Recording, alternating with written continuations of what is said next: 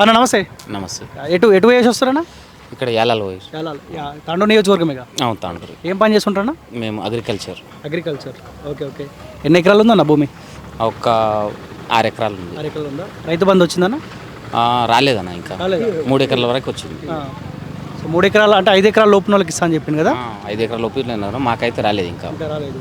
ఏమనుకుంటారు రైతులు, ఏమనుకుంటారన్నా? అరే ఎందుకు రేవంత్ రెడ్డికి అవకాశం ఇచ్చినామన్న ఆలోచనకు రైతులు వచ్చిరా? అవును వచ్చినారా? అవును ఈ 100 రోజుల కాలంలో. అవును అవునా? అవును అప్పుడు కేసీఆర్ తీసుకుని నేను కరెక్టేనా అంటే కొండలు గుట్టలు అందరికి రైతు బంధు ఇచ్చింది కదా. అవును.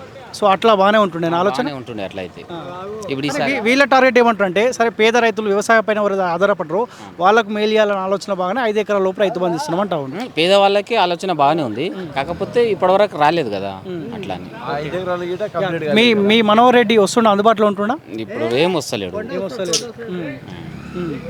ఓకే. సో ఎంపీ ఎలక్షన్స్ రాబోతా ఉన్నాయి అన్న. బీజేపీ, కాంగ్రెస్ పార్టీ, బీఆర్ఎస్ 3 పార్టీలు కనిపిస్తూ ఉన్నాయి. సో ఈసారి ఎవరికి ఓటేద్దాం అనుకుంటారు? ఈసారి బీజేపీకి వేస్తాం. ఎందుకు బీజేపీ అని? ఎందుకు అంటే నరేంద్ర మోడీ గురించి. నరేంద్ర మోదీ ఇప్పుడు అభ్యర్థితో సంబంధం లేదన్న. చాలామంది సెంట్రల్లో బీజేపీ ఉండాలి అదే మాట అంటా ఉన్నారు. అంటే అభ్యర్థిని చూడాల్సిన అవసరం లేదు ఇక్కడ. ఏం లేదు.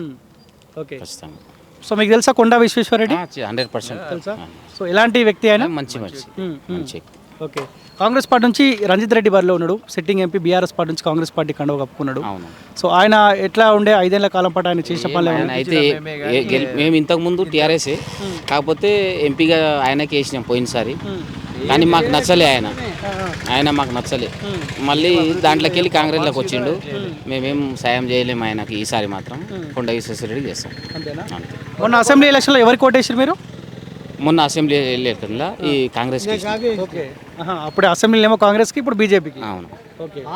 సో పబ్లిక్ ఆ క్లారిటీలో ఉన్నారా సెంట్రల్లో బీజేపీ ఉండాలన్న? ఎవరిని అడిగినా బీజేపీ.